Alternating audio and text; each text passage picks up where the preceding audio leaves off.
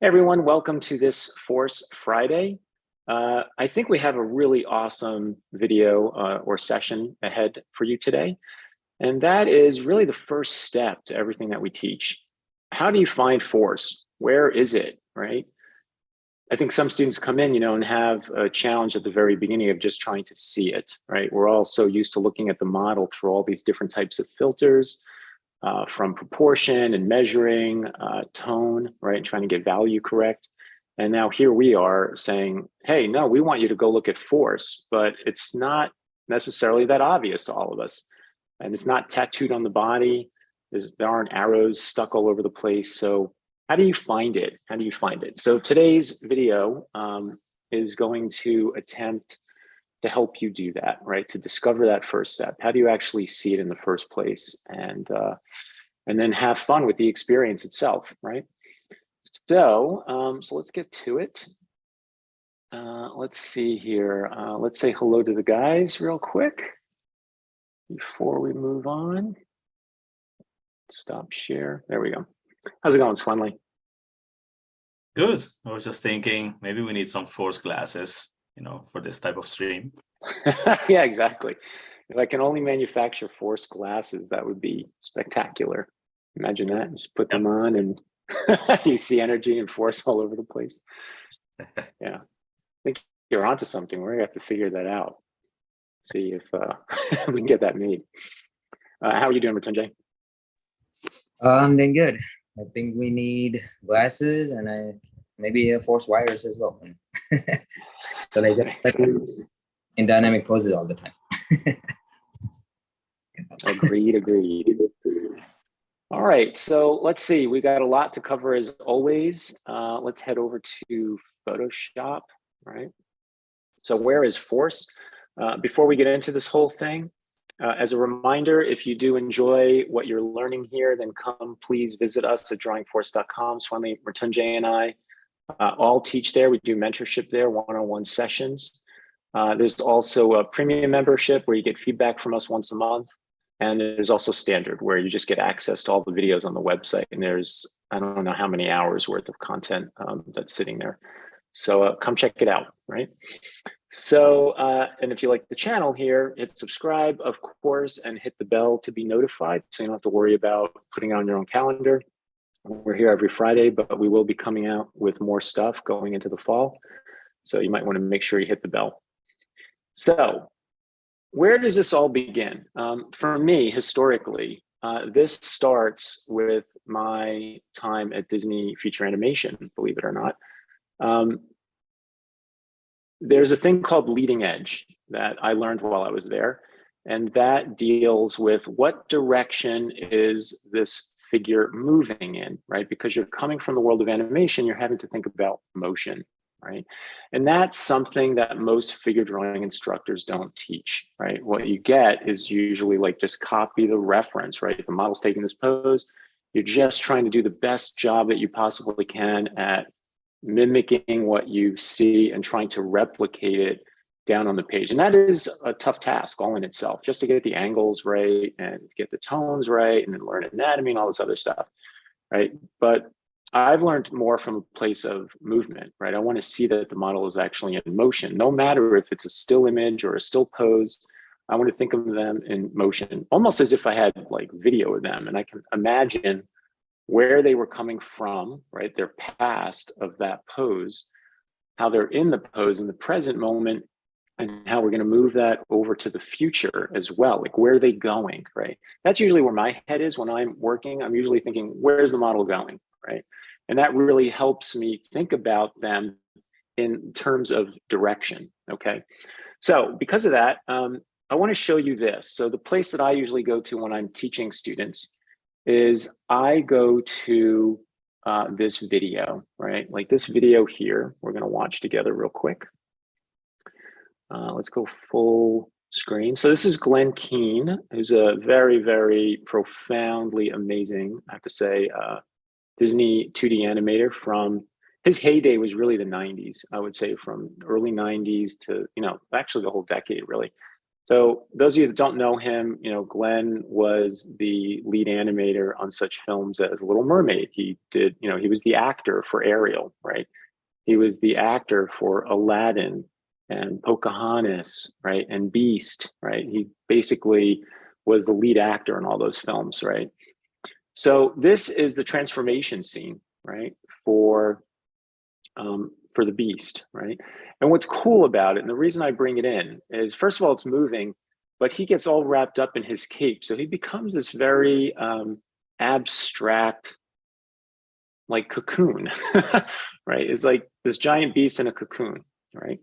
And because of that, right? Because of that, there's always this sort of abstract shape and form of direction, right? So here you can see he seems to be going this way, right? So I'm going to leave that up there and let's see if we can kind of track our way through this, right? I'll have to go back and forth, so it'll take a second as I'm doing it. But I want to keep seeing that movement, right? It's like it's going that way. You know, his arm's pushing up. You can see there's some energy suddenly going in the other direction. Here, let me grab the annotate again. You can see all the effort. Notice all the effort in the line there. You see how dark that is? Because now we're starting to push it this way, right? There's a pulling up in the arm going on over here again, but he's also pushing up over there, right? So let's keep watching and see what happens. And then after I annotate this to all heck, then we'll just kind of watch it and you'll get to see like what's happening. Whoa, look at that. He pushed over to the right again. You see how his arm went down and his head led there? And now we have a little bit of something going on up here, right? So his head led him to the right, and his arm is starting to pull up over here, right? So you have all of these directions, like I said, leading the poses and leading the action from place to place. Oh, and then his arm exploded out. Now, believe it or not, here, we'll continue here with the hand a little bit further. It's all really important, actually, because this is where the magic is at, folks. It's like, can you really see direction, the abstraction of direction and what's leading it? So here it's his hand. So you're going to notice here, I'll sketch this right now just because I know what's going to happen here. You'll notice he's moving here into this, right? He's moving his wrist up. And what's going to happen is this part of his hand right here, right? The pad of his hand is going to expose itself and he's going to like start pushing up with the pad and with the palm, right? They're going to become the leading edges, right? So let's see that happen. Okay, here we go. Now watch the palm, up, up, up, up, up, up, up, right into the base of the hand. Let's go past bell. This, I'm sorry that this is flickering, but it's the way it's set up. Here, it's going to be the ball of his foot, right? So it was the top of his foot just a second ago as he was stretching his foot out, right? And now it's going to turn into the pad of the foot and it's going to push down towards bottom right side of the screen, right? So here, without me drawing arrows on it, let me clear these out. And you can see here, you'll see here how that pad becomes it. Boom, boom, boom. See the pushing right there, pushing down, right? And then here, you'll notice this screen left shoulder is going to whip around and become the leading edge. Okay, so watch this. Boom, right there. And then we have his head, and the back of his head becomes the leading edge here basically because he whips it back, right? So there it is, right? So let's watch it once more now that you've seen all of my diagrams, right? Let's just watch it and kind of admire how all of these different directions occur, right? Ooh. All right, so here he comes, right? He's floating up into the air. He starts becoming a cocoon.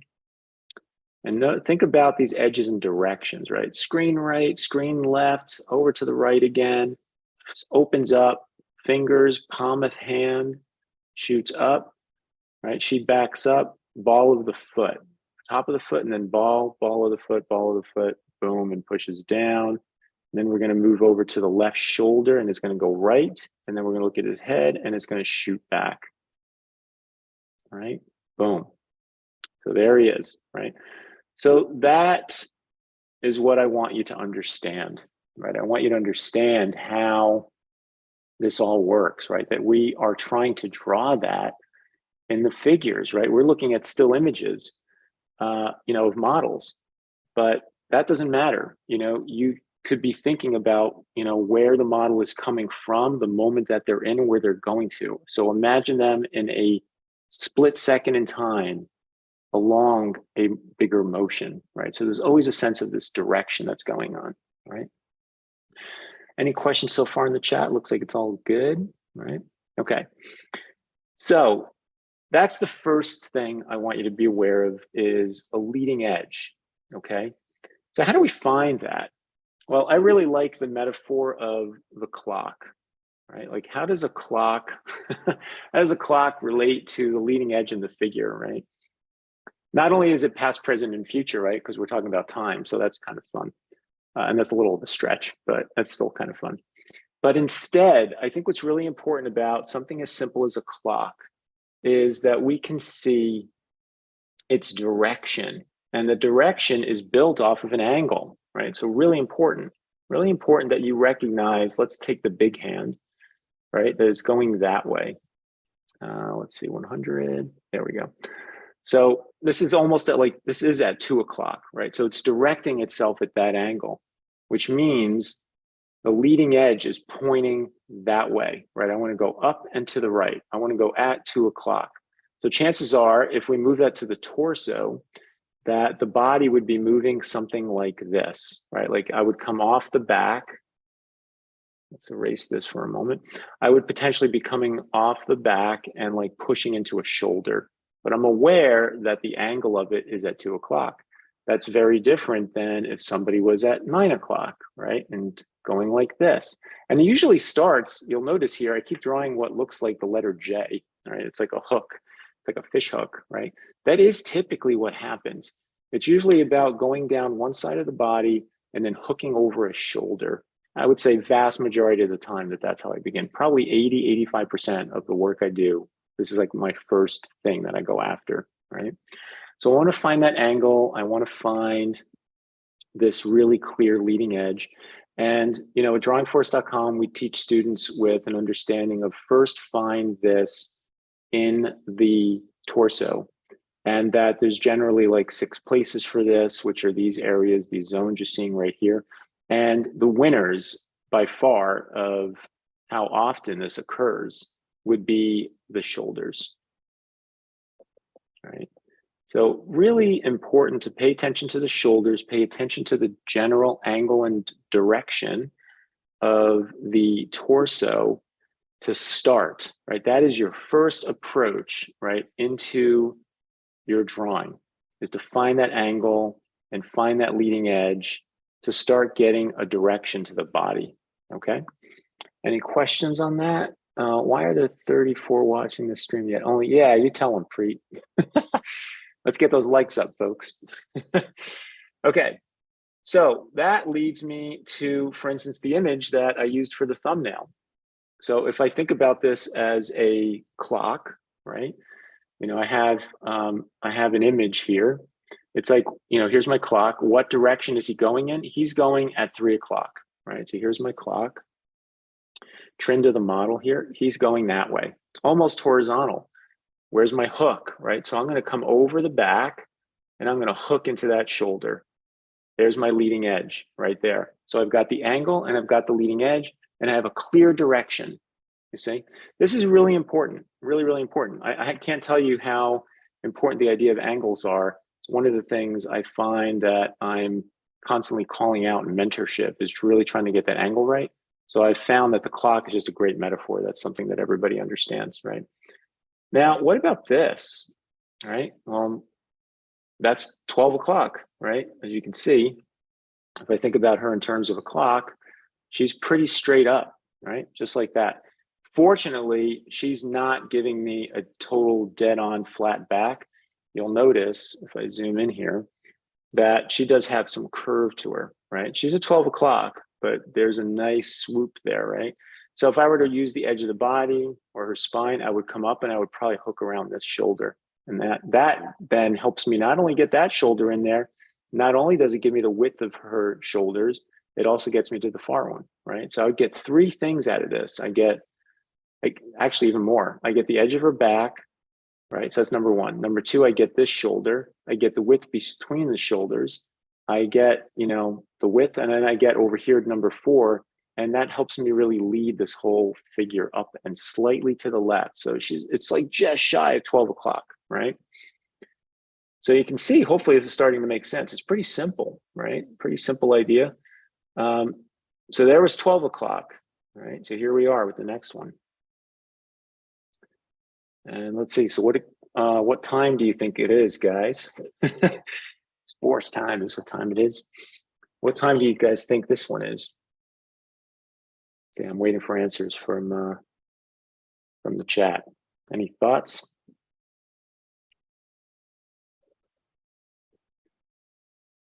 Anybody?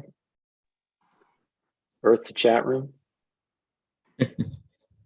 Yeah. Yeah, come on, you guys have been chatting the whole time. Be in a trance, right? Everybody might be in a trance just looking at your. Exactly. Just so amazed. There we go. So we got some answers. 3 o'clock, 2 o'clock. Yeah, so I would say 1 o'clock. I think Joe is right. Yeah, Joel. 1 o'clock, right? So 12 o'clock was right here. I would say we're at 1, right? This is a 1 o'clock pose, right? Now, how would I draw this, right?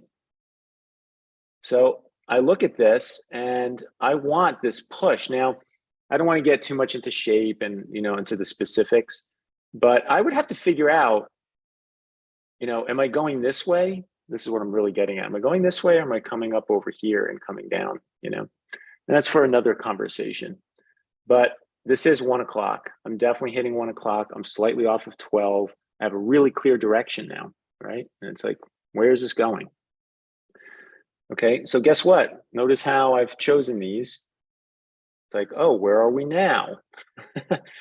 Right? You'll see now we're starting to move around the clock, right? We're at 2 o'clock, right? We were just at 1. We did 12 o'clock before. Now we're at 2 o'clock, you see? So what I leave you with my segment here today is I want you to really take a look at the model, find that angle using the clock. That's going to point you in the torso towards the leading edge, right? You're getting the angle towards the leading edge, and you want to think about that model moving. So for instance, in this one, I see her getting up, not sitting down, right? So I'm thinking if I were to animate this, right, I could see her pushing this way, pushing this way, pushing this way until she gets this arm straight. That'll lead her butt off the ground, and then she can get this foot, you know, her leg's going to be up here. She'll get this foot more strongly underneath her, and that'll change her weight over the fulcrum of her hand, and that'll get this foot on the ground, and then she'll be able to stand up, you see? So that's my animator brain kicking in, right? And I'm thinking, wow, that's really cool. I want to push into that shoulder. She's going that way, and I want to get that idea. And the simple notion of this is 1 o'clock, 2 o'clock, 3 o'clock, you see? Let's see, Kevin says, when a person is in a seated pose like this, how do you make it appear as though it's in motion? That is what I struggle with. Yeah, again, Kevin, I mean, just as this is, I think about where they come from, where are they going, right? So if they're seated, think about, are they reclining further into their seating, or are they trying to get up out of being seated, right? If somebody were like just sitting down like this, let's say it's somebody's rear end, right? It could be that the bottom of the pelvis is the leading edge, right? Like, it's like, oh, they're actually sitting down, you know, or are they standing up? They're already seated, and I see that I want to push into their shoulder. Maybe they're pushing their shoulder against their leg, which their hand, which is on their leg, right? So maybe they're getting up, right? Like they could be in a chair like this, you see? So all of a sudden the leading edge is in the shoulder. So constantly thinking about which way they're going. Now, by the way, I recommend that you start with video, right? And that's why we do that at drawingforce.com. We actually start with video to help this understanding of leading edge, so students recognize the idea of motion, right? And then we come back to the actual still photos, right? So you want to be able to look at Noe in this case and understand how she's getting up like that, okay? All right, let's keep going. I have a couple more images for you. Notice this one, right? What time is it? It's 3 o'clock, maybe even 4, right? 3 o'clock would be like straight out. She's starting to curl down. So maybe this starts taking us towards 4 o'clock, right? Yeah, I think so. I think I would say this is a 4 o'clock torso, you see? So that's sweeping us down and around, right? And then if I were to draw the forces of this, I would come up over the back and I would sweep my way down into the shoulders here, right, and come around. Notice again what happened. Same as before. I got the back, I got this shoulder, I got the distance between the two shoulders, and I got to the far shoulder. 4 things came out of that first line. And number 5, I got the leading edge, right? So with this one mark, I already start getting a ton of information and I'm getting the direction going, you see? So very powerful. This one's actually more of like a 3 o'clock, I would say, right? I would switch that and say the other one was a 4. This is a 3. She's kind of coming up and then straightens out, right? So she's like that, you see? So that would be 3 o'clock, right? I want to sweep out of this. I'd get the shoulder. I usually go around to the opposite shoulder and boom, there's the story, right? See, Dark Knight says there are poses where it's hard to make the shoulder girdle a part of the body's gesture. Is it a good idea to assume that the leading edge would be somewhere else? Don't know. I have to say it. I have to see it. You know, sometimes the leading edge is the pelvis, right? If somebody's dancing or pushing into their hip, you know, it might be that we're coming from the shoulder and boom, they're like pushing, you know, with their pelvis to the left, for instance. It might be their rib cage, right? Somebody, that's kind of weird to push from the rib cage, but it happens. You know, it's more rare, but you could have somebody pushing from the rib cage like this, right? We get all this bending here, and they're leading the charge with the bottom of their rib cage, right? Again, on the rarer side, but it could happen, right? Okay, let's see. You're welcome, Kevin, by the way. So last but not least, for my segment, we have this one, right? We put her in a clock, right? You can see she's going down this way. So 9 is here. I'd say maybe she's 8, right? 8 o'clock, sweeping down. So I want that downwardness, you see. So I hope this makes sense. It's a very simple tool, but such a powerful tool, right? Be aware of the direction. Think about the clock. What angle is the torso going in? And think about how you're coming usually from the rib cage or the back or some side of the body and trying to push into that leading edge, which is typically one of the shoulders, all right? And watch some video, you know, watch people move. Try to get a little bit into an animator's mindset to help you draw force. That's where I come from, you know, if, you know, to get a little background on force, it was part of it, it's not all of it, but part of it was my time at Disney Animation and understanding I want to really try to get my drawings to move and that things have direction, okay? All right, so with that, I'm going to hand it off to Swendly. Are you all ready there? Yes. All right. Thank you, Mike. Thank you. Joel Figures asks, would you recommend taking each limb and applying the clock as a study? That's a great question. I think that's something you could take. Yeah. Yeah, it could work. I mean, if anything, it helps you to see the angle. I think it's a good analogy because, you know, otherwise our brains will want to straighten things up, you know, which can easily happen. So yeah, sounds good. I would say try it out and let us know how it worked out for you. Sure. Yeah, I mean, you could even, you know, going into your segment, you could show that in your next phase, right? I think let's throw it in there along with what you're going to teach. Okay.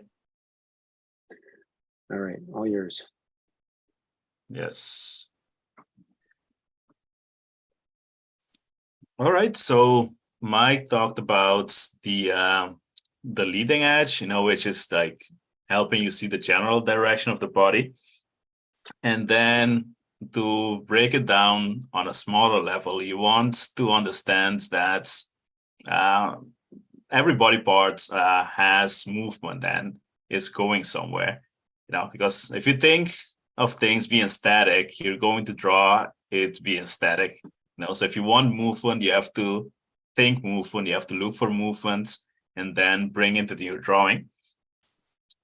So that brings us to the subject of directional force.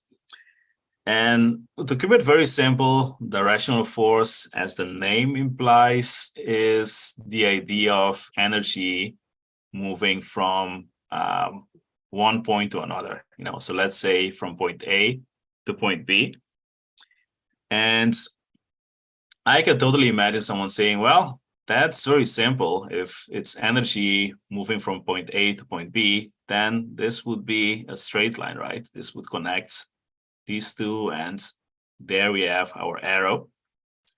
And actually, as you probably know, if you've been following us with force drawing, it's not a straight line. It's actually a curved line.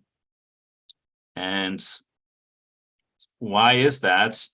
That is because there is another player which Mike touched upon with the leading edge, and that is applied force. No, so that is force that is being applied on that curve. Now, so a good way to think about it is, speaking about A to B, imagine that you have, so let's hide this for a moment. So imagine that you have, let's say, let's put these 2 points, and let's say you have like an elastic string attached between the two. Now, let's say that this is our arrow. And then you take your finger and let's say you start applying force or energy to that point. And then let's pick the applied force arrow. And say you put your finger right here and you push upon that string. And let's say all of a sudden your finger is here.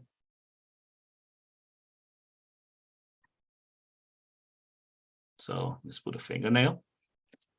So what's going to happen if this is like an elastic string, like we said, this is going to stretch, on your finger where you apply energy or force.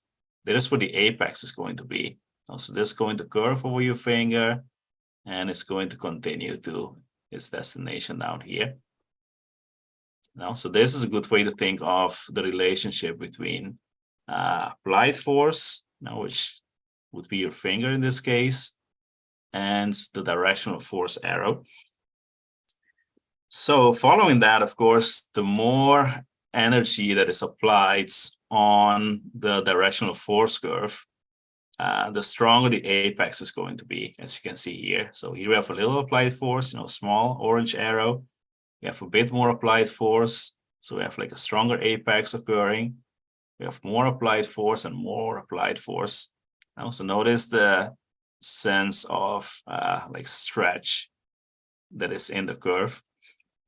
And again, you have to think about these things in order for them to appear in the drawing. Like someone was asking in the chat about capturing the idea of movement. You have to think movements in order to draw it, and then convey it in your lines. So you're basically bringing real physics into your line work. That's really what we're doing. So we have directional force and we have applied force. These are the two basic energies that we're dealing with. And of course, this is all relative to the force of gravity itself. So then the next question is, how do you find it? How do you find the directional force, first of all, in the body? And the simple answer is, for each body part, it's either going to be on one side or it's going to be on the other side. So you have to figure out which way is on which side of the body part is the force curve, essentially. And that's also a reason why we don't teach like building with, let's say egg shapes or, symmetrical cylinders and such. Because the problem is, if you have two equal curves on both sides, then it's unclear which side of, let's say, the body part is driving force. Now, because they're both equal, so which one is it? Now, is it left or right? So we need to pick and choose. And not to say that this can never occur. Like if you look at a torso from a front view, for example, it's symmetrical. It is what it is, because the forces are from a side view, so it can occur in certain areas, but in general, you want to avoid this and you need to pick a side. So how do you find it? And I'm going to show you guys a couple of tools that we use and teach. And the first tool to help you answer that question is function. Function referring to, like the name implies, how things work. In this case, how does the body or specific body parts work to help perform the action? Like if we look at this pose in the middle, let's look at the legs, for example, in terms of function. So when I see the legs, I basically see this. Now I see this giant arc that is supporting this big mass here of the torso. Now, so this is the function of the legs. They're creating this arc to carry the weight of her upper body, essentially. So if you look at this torso, for example, this is about bending. Now, how is this torso working? We have this bend right here. So there's our directional force. And of course, the applied force would be where the apex is of that curve. So that would be around here. Let's take a look here. So here, let's look at the lower part of the torso. Like functionally, this is hanging. It's almost like a hammock in a sense. I can see this hanging. Then we go back around here, now at the rear end. And then the applied force would be here. Now again at the apex of the curve.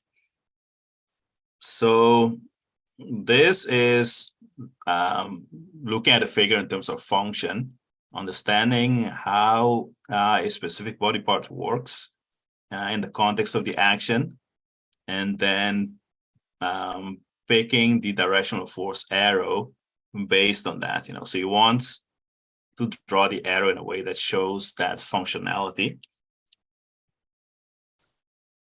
Let's see, and if you guys have any questions, of course, feel free to let us know in the chat.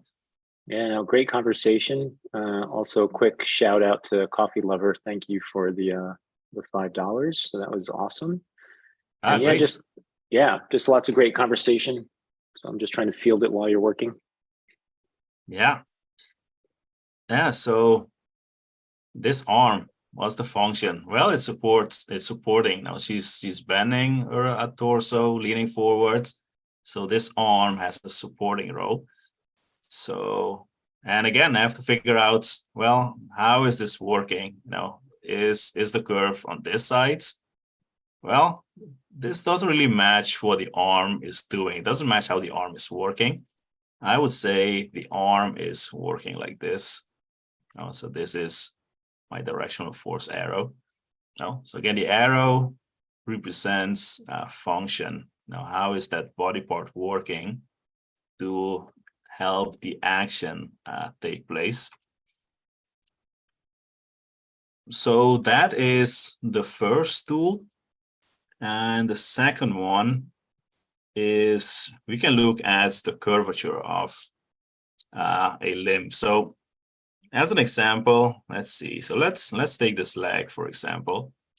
And let's say I have trouble finding the force curve. Again, it's going to be on one side or the other. So if I start with a straight line in mind, so let's say I have this in mind, which way does the lower leg want to curve or bend slightly? Is it on this side? Well, not really. Like notice how straight it is here. So that means that leaves you with the other side. And if we place the force curve on top of that, notice that it's matching how this lower leg is working, from this angle. Now, we could do the same with the arm. Now, if we start with a straight line in mind, which way is this arcing? Is it going this way? Not really. And it's very subtle, like this is very close. I can imagine someone looking at this and saying, well, it's kind of like tricky to figure out which way it's going to be. Now, as a general rule for the arm specifically, the directional force curve tends to stay on the side of the elbow. So in this case, we can see the front of the arm is right here. Like you can see the biceps is pointing towards the front, so that means the elbow is pointing that way. So that's the side of the force curve in this case. Let's see. Let's look at the upper torso here. You know, if we start with a straight line in mind again, which way is this like upper torso bending? Now, is it on this side? Not really. Like, notice how straight it is there. Now, it's almost as straight as this line.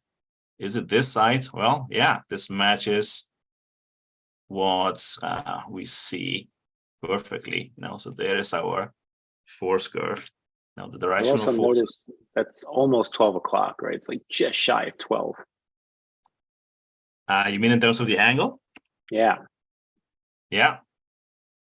Yeah, like 12 would be here, 11 would be here. So yeah, it's like almost hitting 12 o'clock. Mm-hmm.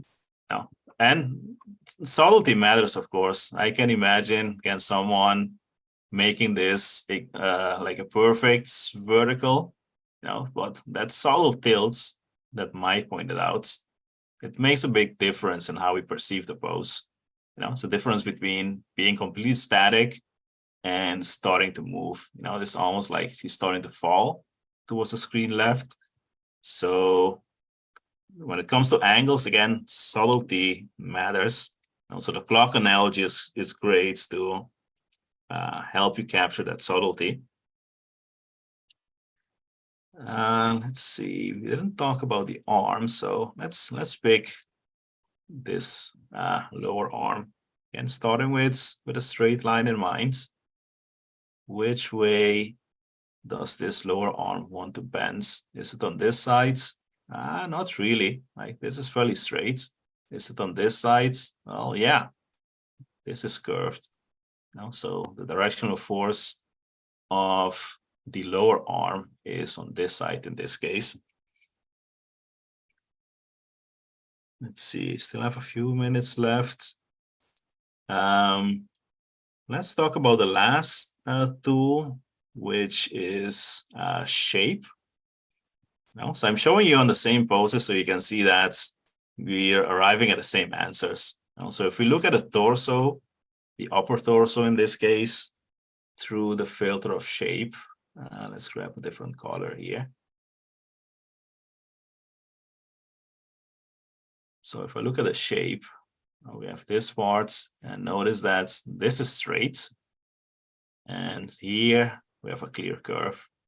So I know that the directional force is on this side. Now, keeping in mind that it's a curve because we have applied force working on that, you know, creating an apex.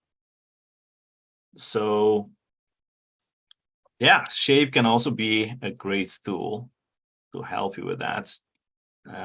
Let's see, let's look at this leg. Again, sometimes the shape is clear, like I consider this one like crystal clear, you know, with a curve and a straight. But for the thigh, for example, if I look at the shape, it's very subtle, you know, it's very subtle. But I would say if I just look at the overall silhouette, you know, the simplicity of what's happening, you know, we have this curve right here, and this is fairly straight. It's almost more like a very subtle S curve. You know, so again, super subtle. So if I look at the shape as a whole, and especially because of this S curve, I can see that, hey, this shape wants to slightly bend this way. No, so that tells me that the leg's directional force is on this side. Now, keeping in mind, it's either going to be on one side of the limb or body part or the other side. And also, what's important to notice is that I'm going from joint to joint. Also, I'm starting from the thigh joints to the knee joints. I could continue from the knee joints, the ankle joints. So this is like this giant arc. So you want to go from joint to joint as much as possible. There are some exceptions, like for example, when we deal with the shoulder, this goes like more over the joint, like the shoulder joint is in here, and the shoulder has that curve, which brings us into the arm. Let's see. Let's look at one more. So let's look at the lower part of the torso again through the filter of shape. So if I look at the simple shape of the lower torso, we have this curve, which I could connect to the rear end here. Now, like this is fairly straight, and this is pushing out slightly.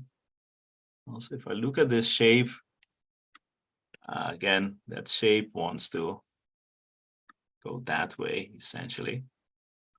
Which means the directional force is here. Now we could continue that curve like all the way back here. So as you can see, different tools, but they all lead to the same answer, fortunately. So you can use all of them as a check, and it all comes down to function. It all comes down to how things work and which direction they're moving. So this is how we see, believe it or not. So this is when we put on our force glasses, to look at the model. And of course, someone asked in the chats about the clock applying to the limbs, and I would say most definitely. Like I can see this would be like 3 o'clock would be here. This would be like a 4 o'clock. Also notice that arrow pointing towards that direction. Now this would almost be a 6. Now it's ever so subtly angled, like a 6 would be here. So it's like very close to a 6. So that clock idea can definitely help you see the angle of and the direction of the limbs as well. All right, I'm going to hand it over to Mritunjay. You ready, Mritunjay? That was great, Swendly. Yeah, thank you. Yeah, that was awesome. Yeah, you guys nice and always clear. easier. Yeah. All right. Let's say screen broadcast. So you can see my screen. Yep, it's coming up. Okay. All right. So today I'm traveling, guys. I'm literally on the airport right now. So yeah, doing the stream from here, and it's a different fun, So whatever we have discussed till now, I'm gonna sum it up, right? So how do you use it, right? I mean, obviously Mike and Swendly show like how to use them, like angles, and then how to like bring it forward, and directional applied forces. But what happens when you bring this all of these things together, right? So we have angles, and then we have like directional applied forces. Okay, so consider this simple directional force right now. Wait a second. Okay, so here I have like model photos that we're gonna discuss on. Okay, so anyway, so here's the directional force, right? I always use arrows, by the way. We have some conversation about arrows, but yeah, arrows are a great way to show the directional forces and the applied forces, especially directional forces, because the name, right? The name is directional force. So it's directing the energy. We're taking the energy, we're directing it from one place to another, let's say A to B, right? So yeah, arrows are like a great way to like show that direction, okay? You can also show it that way, the other way as well, right? But yeah, like arrow is like a great way to show where the energy is going, okay? We usually start from the top, we go to the bottom just to like respect the gravity, the direction of the gravity, right? To from the top to the bottom. So yeah, this is how you can represent a directional force. Now, Swendly just mentioned about the angle, the forces, right? So you don't have to do this. So what to do, right? What's the solution to that? And where is this going? Another question would be, where is this directional force going, right? So it's actually it's actually transforming itself into, let's say, something called applied force. Again, that's Swendly mentioned. And then it's applying itself to the next direction force, okay? So imagine like two forces, okay, like two line, or imagine like a straight line in here, okay? Let's say just one line in here. Now we have this directional force applying, right? Like, so where it's going, it's actually going to this like straight line, let's say, and then it's bending, okay? So now we have what? I can actually show that. I can actually show that with the colors, right? With our brand colors. So let's say this blue is like the directional force. And then let's say the orange is, let's say, the applied force, okay? That's too bright of an orange, but yeah. Anyway, so here we go. That's the direction. That's the applied force in the middle, right? So applied force is actually the glue, okay, to all of this. And to this combination, okay, like the directional force and the applied force, this combination, we basically now we can call this like a rhythm, okay? So not just rhythms, but we can call it like one rhythm, okay? One rhythm is because we have like two directional forces, okay? Let me take the color again. So we have like two directional forces, and then we have an applied force in the middle, right? So with this system, right, this whole system, that's what we are calling it one rhythm, okay? Right there. So yeah, this is the relationship, okay? Just always remember that two directional forces. Now, I'm gonna convert this to a math class for a little bit. The two directional forces and an applied force, that would be called one rhythm, okay? Like this. So always remember this in mind, okay? And to this equation, like we are, like we are basically templates, like we are studying templates, and those templates are actually based off of this equation, right? So let's say to some of you guys who are like following us, till now, you know that we have like different templates for different body parts. So for example, leg, right? So we have like an outside, inside, outside, which looks like this. So how many rhythms in there? Well, see again, and you can count it like this. So there's one, right? So you can actually say, oh, that's an angle, that's angle between the two directional forces, okay? So we are also like using the angle in this case, okay? Not just for the full leg, but we are also using angle for the parts, right? So for example, the thighs and the lower leg here. Okay. Yeah, that's the joint, right? So it can move into separate directions. So thigh can move this way, the lower leg can move that way, yeah, for sure. So that's also an angle, right, between the two directional forces. So let's say that's one rhythm, right? And this, right? That would be the second rhythm. So we can say that this template is like a two rhythm system, okay? Two rhythm system right there. Okay, right there. So so yeah, just kind of like wrap it up. And I mean, this concept here in a simple manner, the directional force, right, it's going somewhere, okay? Where it's going to actually applying itself to the next direction force, okay? Next direction force, let's say, be this.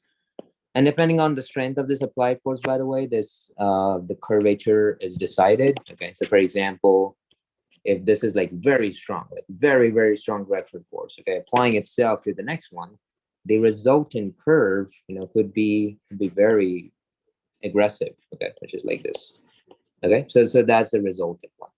So yeah, what do we get out of this? We get a directional force that is like going somewhere. It's applying itself to the next directional force, right here.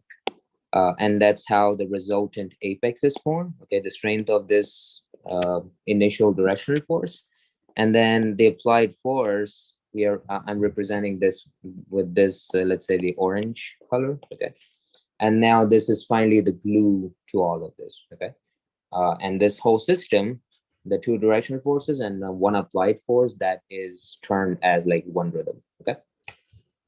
All right, so you guys can look at the chat. If there's any question, just let me know, okay? Because I'm not able to look at it. Yeah. All right, so, and I've seen like, by the way, one of the mistakes that people are doing, like students, they always make, is they do something like this, right? Well, see, there are directional forces, but there's no applied force, okay? So in the beginning, at least, we want you to draw these applied forces, okay? Because and you're understanding that we are trying to like see the whole body as like one unit. Okay, so the whole body is like working as like one unit, and for that you need to connect it. Okay, so you cannot just leave like directional forces like that, you know. So see what I can do. I can take this piece off and oops, and I can take it, right, take it apart. Okay. So it's actually not being glued, right? It's not a part of the system yet. What you have to do is like take the applied force and then try to like connect it. Okay. So at least in the beginning, right? I mean, imagine we would have like force glasses. So you see like these directional forces and applied forces, how these figures are getting connected, right? But this is the glue that you need to see the whole body as like one unit, right? So yeah, I mean, you need to connect the whole body. So basically from the toe or from the tip of the head all the way down to the toes, right? Or the longest rhythm that you can find, right? Just try to like connect that whole body together. Okay. All right.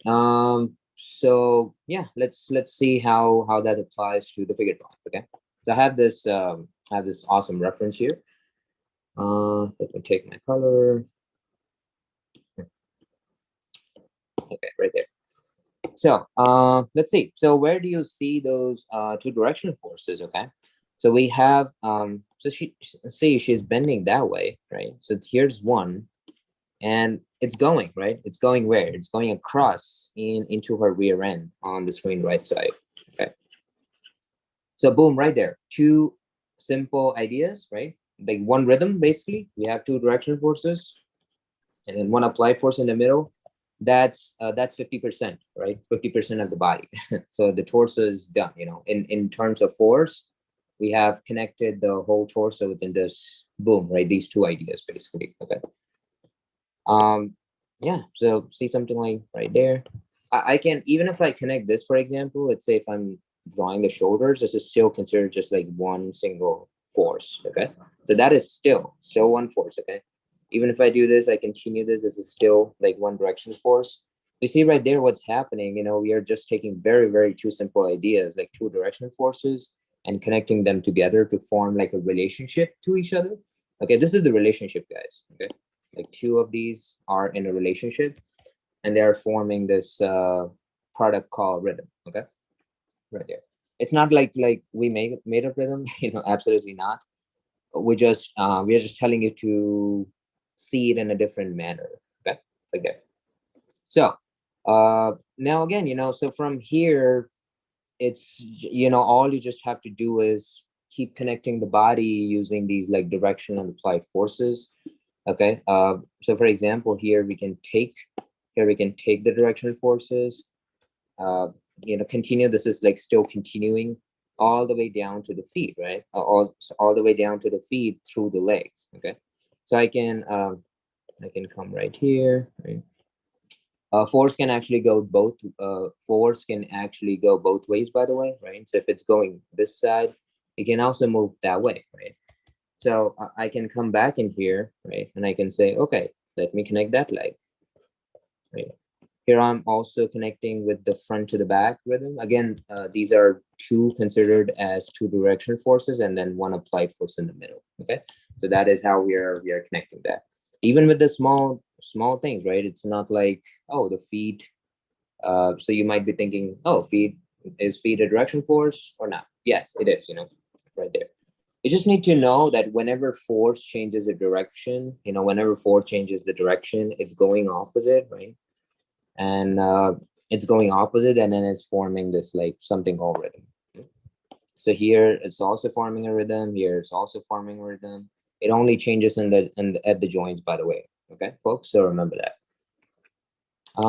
Yeah, and I can come back in here. You know, I can connect like the front to the back to this one. Okay, right there. The same direction. See. Look at this, right? Like we are just talking about abstractionism. Like this is all abstractionism. I don't even consider this as the figure drawing at this stage. I am not thinking about this as figure. I'm just thinking about this being a representation to the energy that's flowing inside the body. Okay, so it's looking like the pose, but it's not the figure, right? It's not the contour. Okay, so that is why, that is why my lines, that is why our lines, I should say, right? Our lines seem so dynamic and free, right? Because we're not thinking that as a contour for the body. We're just thinking that as like the force and a representation of the force. Okay. All right, I'm going to raise that so you see that more clearly right there. So you see the same direction that's flowing in there. I'm going to use the same direction to like connect my arms in there as well. Okay, right here. I'm going to come here. Right? I'm going to flow with this. Look at the angle. I was going in the wrong angle. I'm just like doing this, but I'm looking at the figure now. I know that the angle is a little bit much higher. Okay, so you see, like, again, there are two directional forces connected by an applied force in here, right there. And then finally the head and the neck, right? So I can come from the spine, right? I can go opposite onto my neck right there, and then connect my head through the same force. Oh, maybe too big. Yeah, so something like this, right? So I can go here, see how the neck is connected in the same manner. Okay. Okay, so while we're having a few minutes, let's have a look at a different reference. Okay, this one. So again, where is the force, right? You have to see the action. So when you're being challenged by this, like playing canvas, okay, and so you have to put down like the few strokes. I would say just go with it, okay. And that's a different conversation. We have did it like multiple times. I always say that, just go for it, and all of those kind of things. But the first thing, technically the first thing you should be looking for is the action, okay, like what the body is doing here. So here, okay, he's doing what? He's bending, right? He's bending. So there's a stretch on this side, the compression on the other side, or squash, you can say, right? Stretch and squash for the animator fans out there. So yeah, what he's doing, right? He's bending. So I'm illustrating the bend here, okay? And then I'm taking that force, like here's the leading edge, by the way, just if you're thinking, okay, here's the leading edge idea, the shoulder, okay? And then see, we got like a compression down right here. Okay, so here's the compression. And here's the hand, here's the arm, right? Okay, so here's the spine in the middle. Gonna be, right here's the spine in the middle, and that can be our, see what I, oh, wait a second, I have to isolate this one. Okay, paste, cut and paste, okay. It's right there. Let's go for the legs, okay? So see, I can come from here because this is one force, okay? So I can come from here, I can switch to the other side. If you're thinking like, how do I know when to switch, when to not? This is what the templates are, okay? The templates are like roadmaps that's telling me, right? It's like, okay, you should be moving, you should not. And it obviously depends on the action as well, right? You can all see here that Mritunjay did exactly everything we've been talking about today, right? Like this pose goes to 2 o'clock. He came up the back, he could sweep around into the leading edge shoulder, right? And then he's picking directions for each part of the body. And then in his segment here, he's also making it rhythmic, right? So everything we've talked about today is showing up in exactly this image. Yep, it's summing up. Summing up. Is that a term? I don't know. Sum it up, yeah. Okay. Summing up. All right. So there we go. I'm gonna just give him a feet, so he can stand. Right. And there we go. Okay. And always give it a base so that your figures are not floating. Anyway, so that's it, guys. Okay. Oh, it's time to end. All right. So, and you can use the shape, show all the tricks that Swendly shared, and yeah, just go ahead, like do some figures. And I'm gonna hand it over to Mike. Hope you like this. Thank you, guys. All right, everyone. Hope you enjoyed today's session, right? If you did, please, like I said, subscribe, hit the bell to make sure that you don't miss out on future sessions. And drawingforce.com is where all this stuff is at, right? So all the videos on the instruction that we teach. If you're interested in mentorship from any one of us, we are available there as well. And we will see you next week, right? Take care. Keep in mind the clock, the angle, directional applied forces.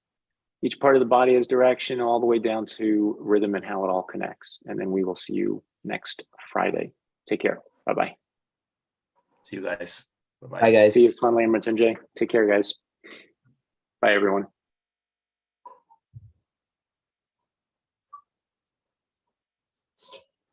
Okay, we're out. All right. Well,